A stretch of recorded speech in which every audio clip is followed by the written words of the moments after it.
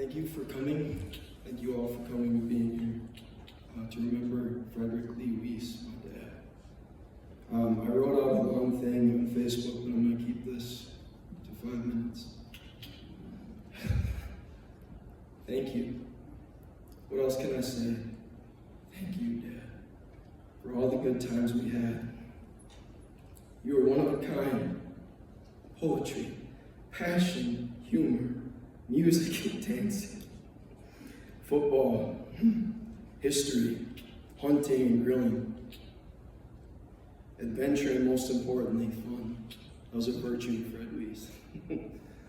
Working with you on the farm will be missed. I was crying when I typed this. Planting corn and potatoes and enjoying your beautiful flowers, tears. Watching you mow lawn, making that place look like your kingdom. Hunting in the fall. Dad, my heart already feels the void of your loss. But I know that means there was something pretty great left in there. For your soul left this world to fly to Jesus on eagle's wings. Wings like eagles. I appreciate how kind you were to people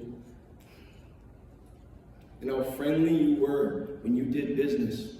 Yeah, you were tough with me, but so was your old man with you, and that's what made me. This is a quote from Fred Wiese. It's called tough love, son. Tough love will get you through anything. I believe that, Dad. You didn't abandon me, and you sure as hell didn't coddle me either. For that, I am forever thankful. You disciplined me like a man, and at the same time, you showed me fatherly and tender love, often,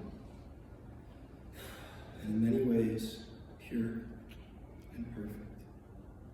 I remember sitting on the back of that old tailgate beater truck. Like, this thing was so ugly, y'all. This back tailgate of this beater truck when we were little boys in Arizona, with you and Zach and Nathaniel.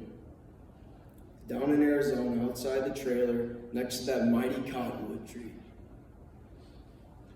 With the nest of those owls, looking up at the stars together as you were with us. Holding Nathaniel.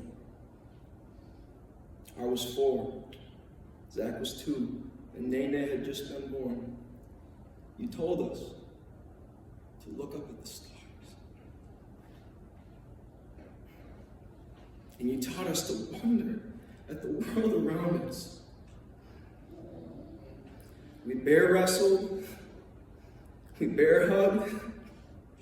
You were our dad, and we were your 3 little cubs, just like you said at Grandma's.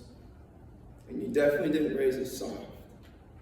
With tears in my eyes, when I was typing this, that Jesus will one day wipe away, I say, thank you, sir. Now, what's left? So my dad, he was an auctioneer. He could read a room. He had fun. He was an awesome dude. Like, honestly, you'll probably hear so many memories throughout our time together, and obviously y'all have your own. But one that I remember my dad specifically, like, he'd come into my room and give me pep talks before football games. And he's like, Alex, if you're confident, they'll be confident. You know, he was confidence king, man. Like, no joke. Like, swagger was his, like, just his persona. And, you know, my dad, when it comes to death, a lot of people are scared. And I can sense potentially here the fear in some of y'all not knowing where you're going. My dad knew Jesus. My dad is in heaven. And if he were here today to tell you, this is what he'd want me to say to you. There's a song that I heard on the radio, I've got a minute left about. There was a song I heard on the radio. It was a George Strait song, and his favorite song was Troubadour. But it goes like this. Daddies don't just love their children every now and then. It's a love without ending. I don't have the whole time to sing it. But you should all go listen to that song. Because before my dad passed, I was on the phone with him in tears saying, Dad, like, you don't need to be scared that you're not going to heaven. Jesus is already there, and you're already going to be with him. The moment you die, Here's the word, John 14:28. Ye have heard how I said unto you, I go away and come again unto you. This is what Jesus said before he died. If ye love me, ye would rejoice, because I said, I go unto the Father, for my Father is greater than I. Amen.